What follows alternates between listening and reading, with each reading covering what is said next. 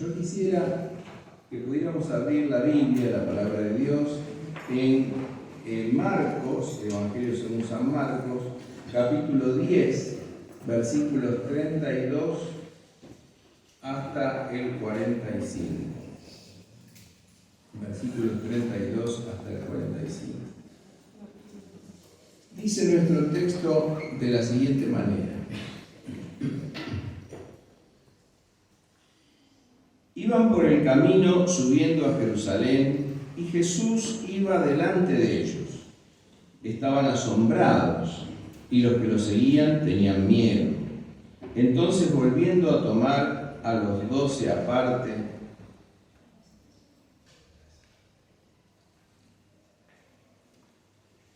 les comenzó a declarar las cosas que estaban por acontecer. He aquí, subimos a Jerusalén, y el Hijo del Hombre será entregado a los principales sacerdotes y a los escribas. Lo condenarán a muerte y lo entregarán a los gentiles. Se burlarán de él, lo escupirán, lo azotarán y lo matarán, y después de 3 días resucitará. Entonces Jacobo y Juan, hijos de Zebedeo, se acercaron a él y le dijeron: Maestro, queremos que nos concedas lo que pidamos. Él les dijo: ¿qué quieren que haga por ustedes? Ellos dijeron: concédenos que en tu gloria nos sentemos uno a tu derecha y otro a tu izquierda. Entonces Jesús les dijo: no saben lo que piden. Pues beber la copa que yo bebo, o ser bautizados con el bautismo que yo soy bautizado, ¿pueden hacerlo? Ellos le dijeron: podemos. Y Jesús les dijo: beberán la copa que yo bebo y serán bautizados con el bautismo con que yo soy bautizado. Pero el sentarse a mi derecha y a mi izquierda no es mío concederlo, sino es para quienes está preparado. Cuando lo oyeron los 10, comenzaron a enojarse con Jacobo y Juan, pero Jesús los llamó y les dijo: ustedes saben que los que son tenidos por principales de los gentiles y se enseñorean de ellos, y sus grandes ejercen autoridad sobre ellos. Pero no es así entre ustedes. Más bien, cualquiera que anhele ser grande entre ustedes será su servidor, y cualquiera que anhele ser el primero entre ustedes será siervo de todos. Porque el Hijo del Hombre también vino para ser servido, no vino para ser servido, sino para servir y dar su vida en rescate por muchos. Amén. La palabra de Dios para nuestra edificación. Hermanos, quería hablar hoy del poder desde una perspectiva cristiana y desde una perspectiva del mundo. Y quisiera seguir un poquito el pasaje. Subiendo a Jerusalén. Ustedes saben que en Marcos hay un camino que va hacia Jerusalén, ¿no es cierto? Desde el norte van hacia Jerusalén. Y Jesús iba adelante, Jesús iba con denuedo, con intrepidez, con valentía, pero los discípulos iban atrás. Iban atrás seguramente con miedo, como dice la palabra, ¿no es cierto? Y acá Jesús da el tercer anuncio de su muerte, que es un anuncio mucho más explícito, mucho más contundente que los 2 anteriores. Y les dice nada más y nada menos que cuando el Hijo del Hombre esté en Jerusalén, será entregado a los principales sacerdotes, a los escribas, lo condenarán a muerte, lo entregarán a los gentiles, se burlarán de él, lo escupirán, lo azotarán, lo matarán, y después de 3 días resucitará. Después de 3 días resucitará. Inmediatamente hay 2 de los que lo estaban siguiendo, Jacobo y Juan, ¿no es cierto?, que no escucharon mucho toda esta cuestión negativa que le iba a pasar, nos podemos imaginar a Jesús, sino más bien escucharon lo de su resurrección y lo de la instalación de su reino. Y por supuesto asociaron la resurrección al reino, a los tronos, a los privilegios, etc. Y esto entonces da lugar a una enseñanza de Jesús acerca de ¿qué? Acerca del poder, acerca de los privilegios, ¿no? Hoy tenemos elecciones en Argentina. Bien, y viene bien reflexionar sobre el tema del poder, porque el votar es un poder, el ejercer autoridad o aquellos que van a ser elegidos van a ejercer un poder, ¿no es cierto? Bien, y estamos muy cansados de ver luchas por el poder, ¿no? En las campañas electorales, vemos guerras por doquier, ¿no es cierto? La guerra de Ucrania, la guerra en el Medio Oriente, ¿no?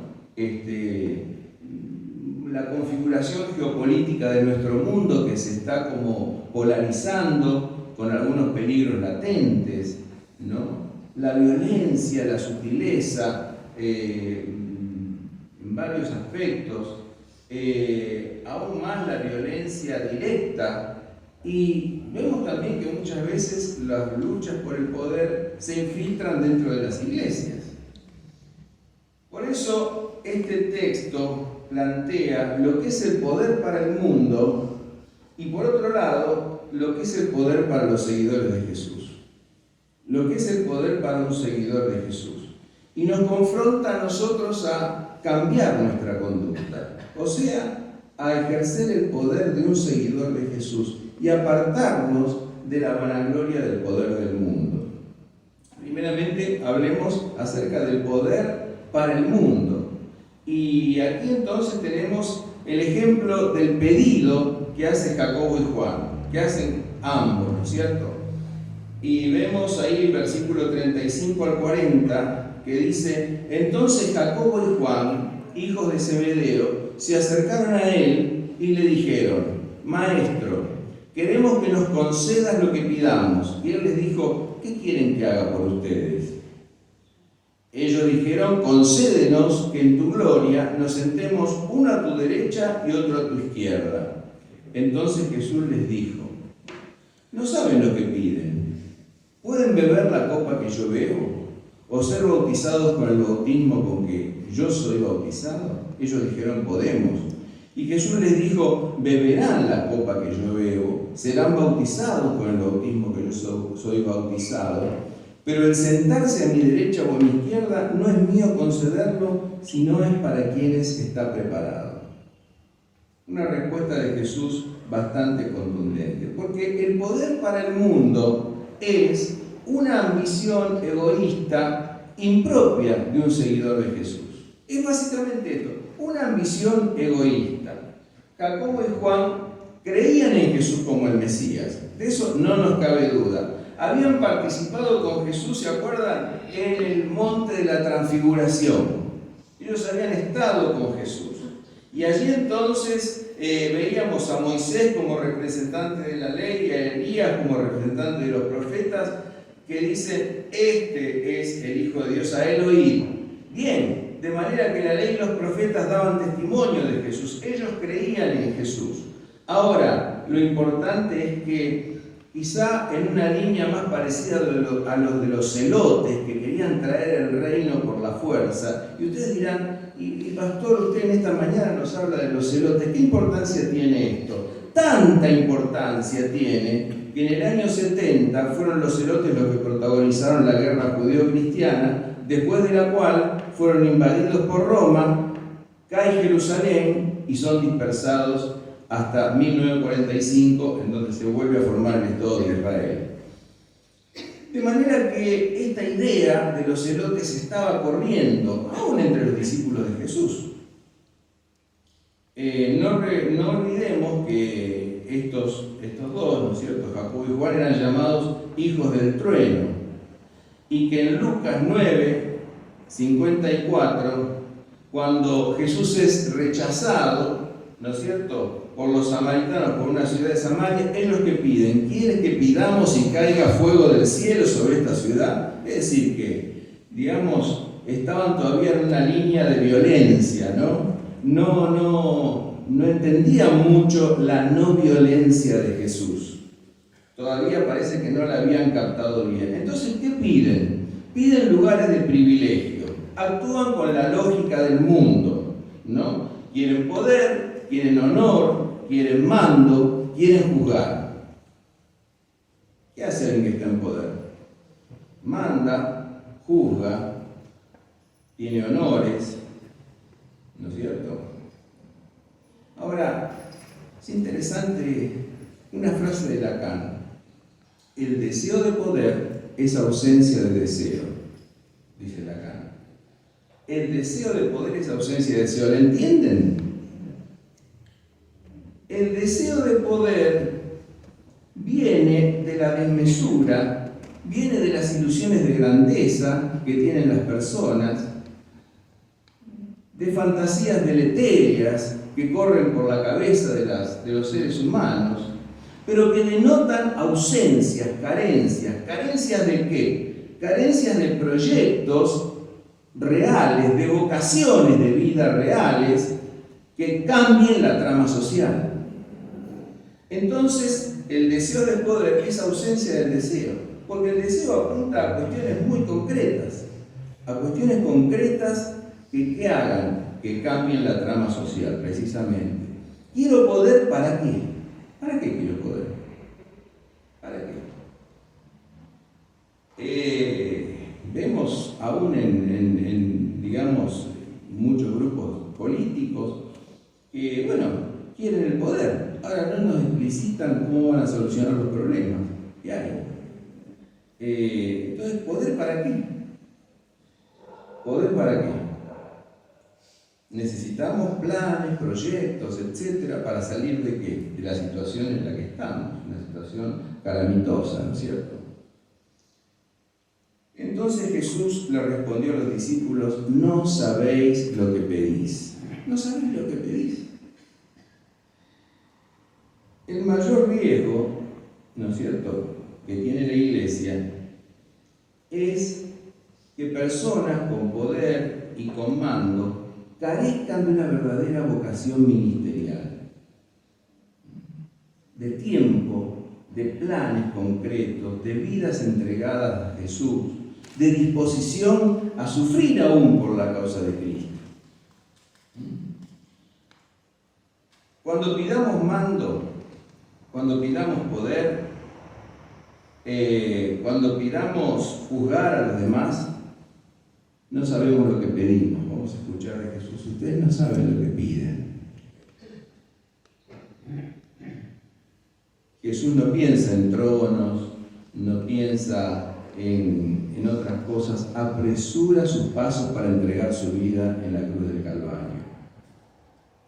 Cuando pidamos una iglesia a la carta, ustedes se sientan en un restaurante y dicen: yo quiero comer esto.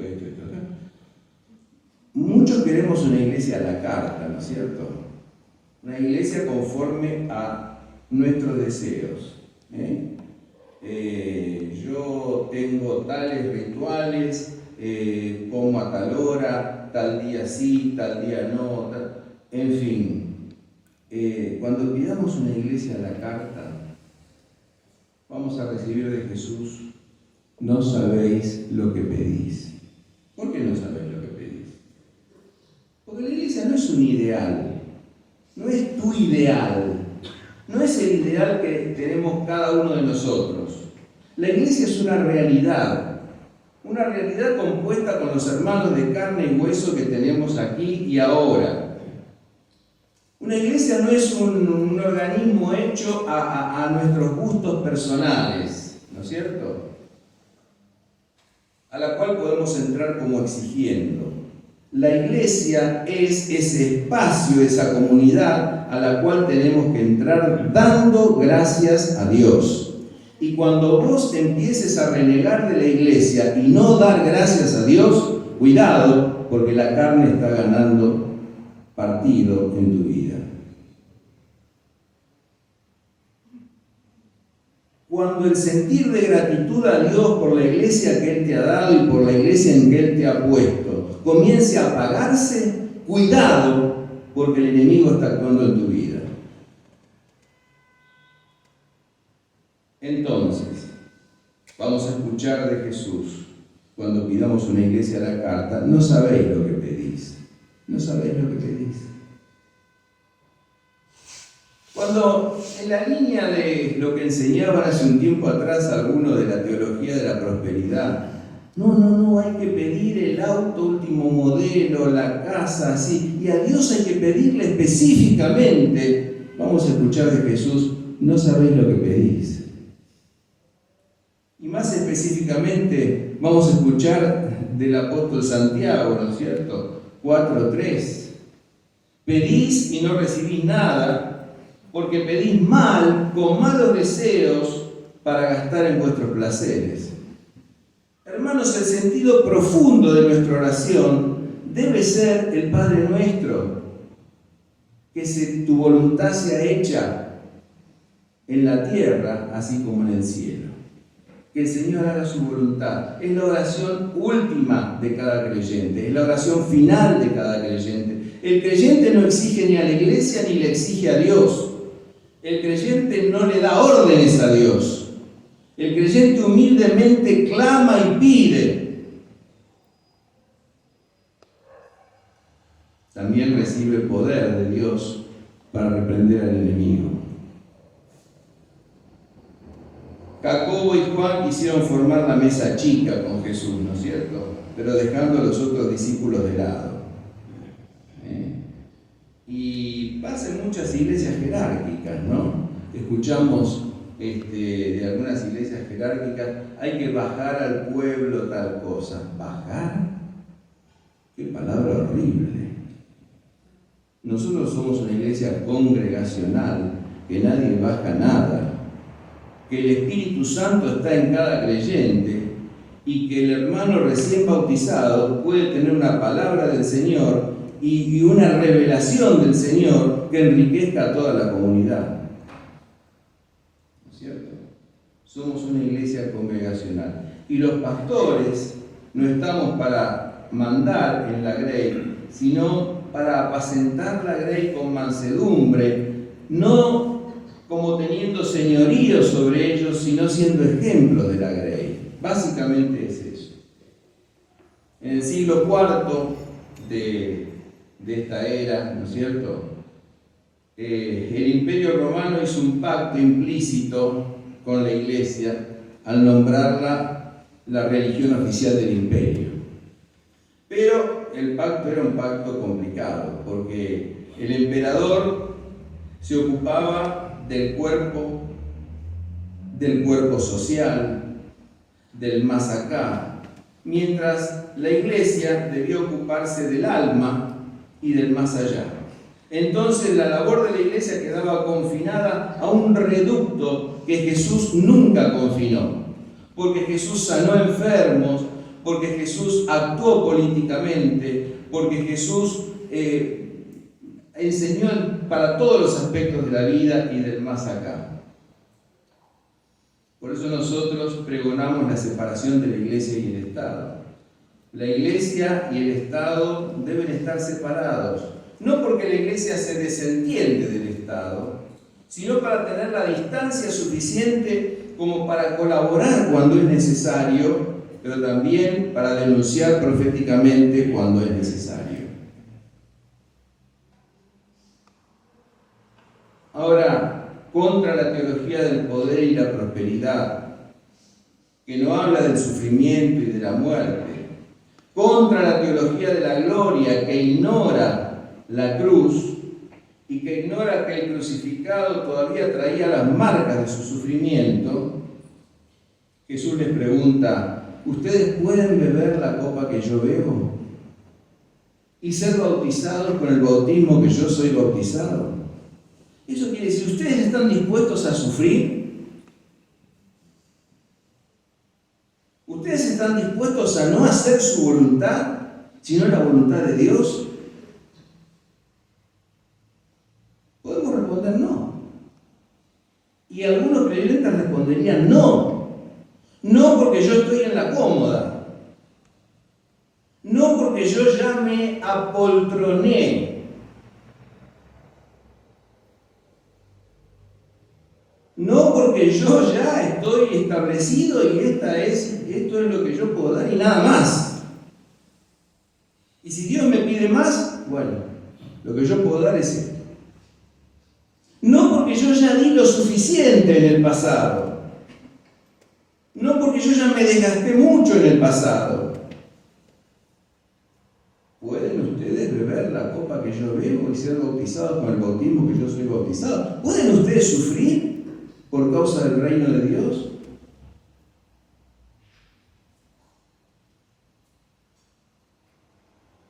Ahora ellos respondieron que sí, pero que sí en un sentido como de lucha. Estamos dispuestos a luchar con vos por el reino. Todavía no entendían mucho las cuestiones. Lo cierto es que ellos siguieron fieles a Jesús. Ellos respondieron que sí.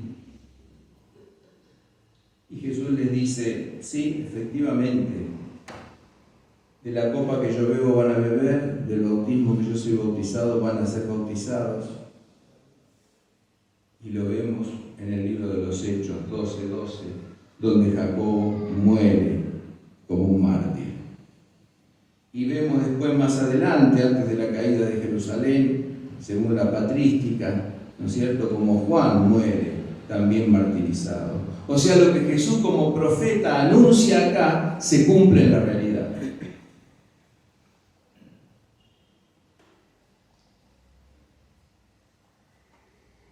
Bueno, sufrir conmigo van a sufrir. Ahora, el ocupar lugares a mi izquierda y a mi derecha solamente le está dado al Padre para quienes Él ha destinado.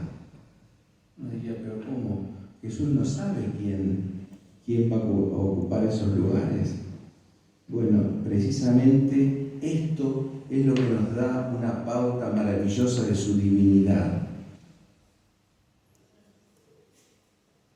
La divinidad del Jesús hecho hombre consistía en una fe tan grande, tan maravillosa, que aún no sabiendo los tiempos y las sazones en que Dios consumaría su reino, que aún no sabiendo muchas cosas acerca de su reino, Él se entregaba a la voluntad del Padre. Al oír esto, ¿no es cierto?, obviamente el pedido de Jacobo y de Juan, los discípulos se enojaron. Y ahí empiezan los problemas. Porque la segunda cosa que tenemos que saber es que realmente el poder para el mundo trae siempre divisiones. En vez de unir, divide, ¿no? Y entonces al oír esto, los 10 empezaron a indignarse. Porque la ambición egoísta causa conflictos a la sociedad y aún a la iglesia. La prepotencia de algunos, el exhibicionismo, el maltrato, las órdenes, el contradecir permanentemente, sin meditar a veces de lo que se le está diciendo o de lo que se le está hablando, genera divisiones, genera malos entendidos. Y este es lo que produce el poder para el mundo. Los intereses creados. Bueno, realmente vemos un mundo que se deshace por estos deseos inmoderados de poder.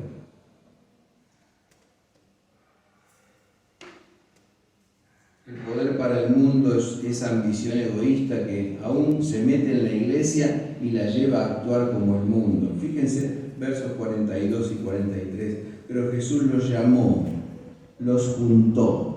Qué interesante, esto me conmueve, ¿no?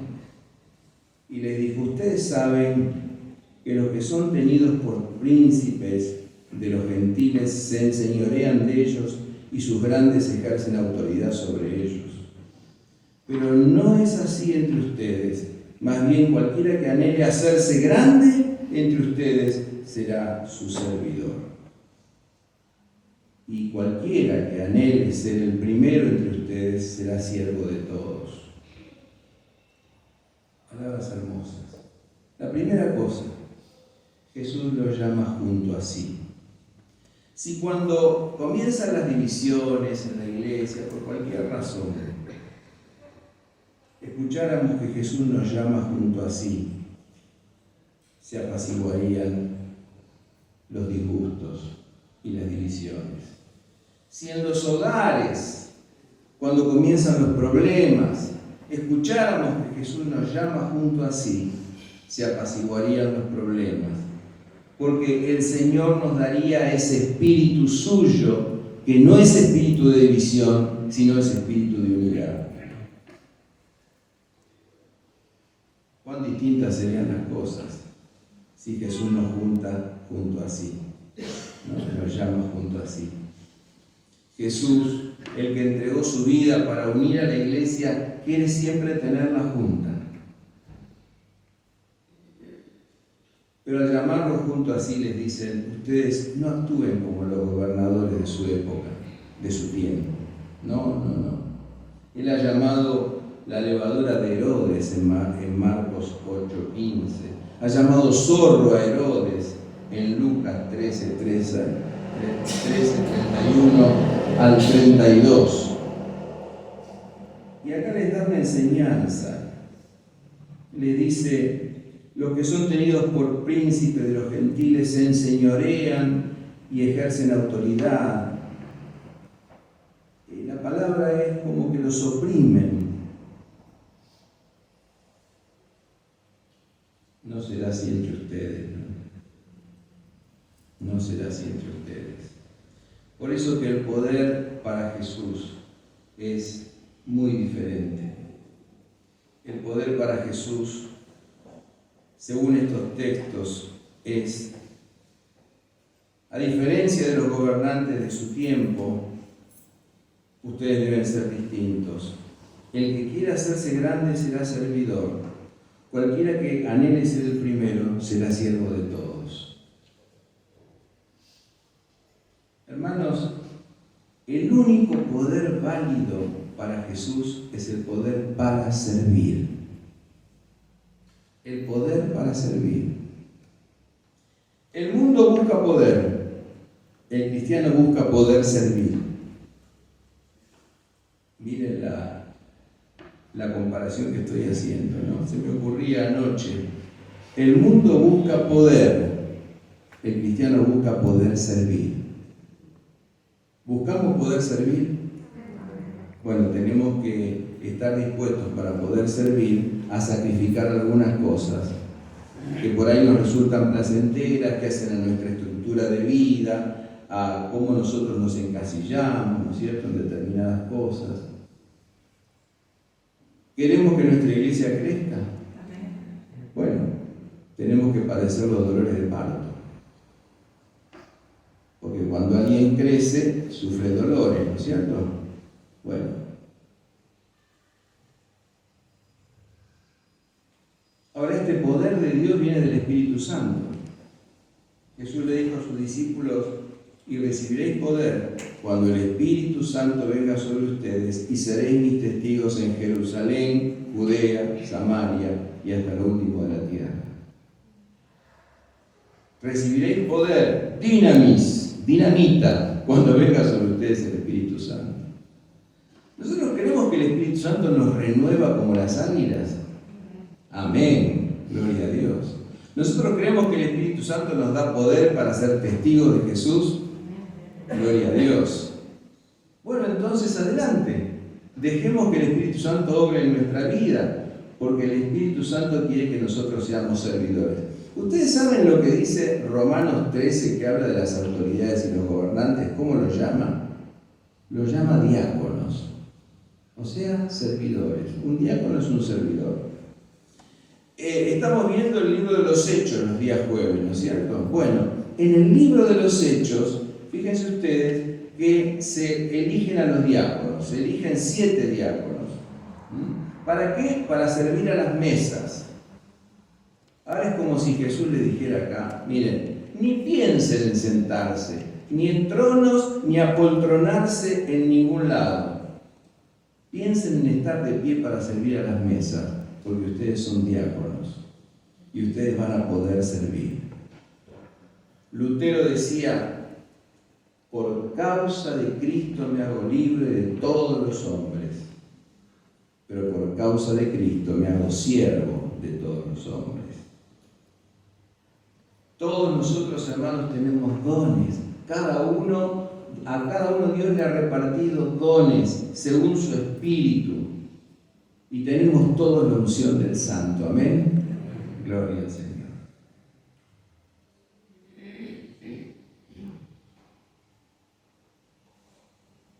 La última cosa que digo. El poder que viene de Dios es esa capacidad para dar la vida, para liberar al prójimo. El último texto es un texto que nos habla profundamente, ¿no?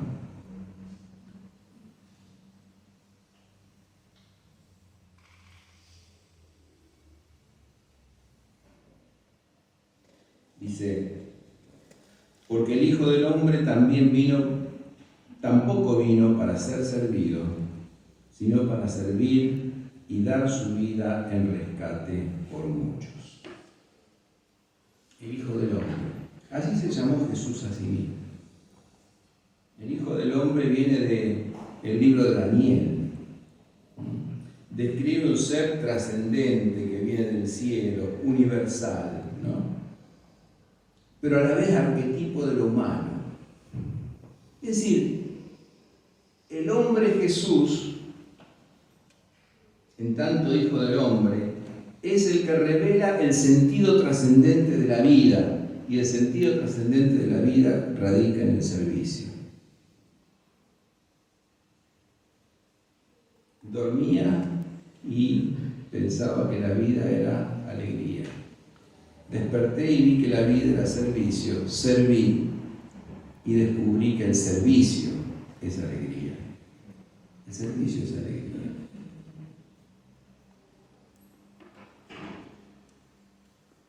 El Señor Jesús vino para servir y no para ser servido, y para dar su vida en rescate por muchos. Servir es dar la vida, y dar la vida es servir. Jesús entonces muere como un acto voluntario al servicio de la humanidad, para rescatar, para liberar a cada ser humano. La entrega de Cristo en la cruz es la acción voluntaria y libre de ese Dios que es Padre, Hijo y Espíritu Santo, para rescatarnos del pecado y de la muerte. Y concluyo diciendo, en la cruz del Calvario, la ira de Dios hacia el pecado y el amor de Dios hacia el pecador se transforma en dolor. En la cruz del Calvario Dios carga y expía nuestros pecados. En la cruz del Calvario Dios nos revela su perdón. En la cruz del Calvario se extingue y se apaga toda vanagloria. En la cruz del Calvario se quebrantan todas las enemistades, las divisiones. En la cruz del Calvario nosotros llegamos a ser polvo delante de Dios. En la cruz del Calvario nuestros pecados se transforman en dolores. En la cruz del Calvario nuestro corazón es movido al arrepentimiento. En la cruz del Calvario la muerte se hace vida. Si la semilla no muere, no da fruto. Vamos a elegir el poder para el mundo o el poder para Cristo. Vamos a pedir el poder de Dios. El poder de Dios nace allí en la cruz del Calvario, en las profundidades del Gólgota, allí donde nuestra alma se entrega al que se dio por nosotros, allí donde nuestra alma contempla los brazos abiertos de Jesús, las heridas de su costado, allí donde nuestra alma deja los pecados a los pies de la cruz, allí donde nuestra vida ve que más allá de la muerte está la resurrección y podemos caminar con la libertad de los hijos de Dios.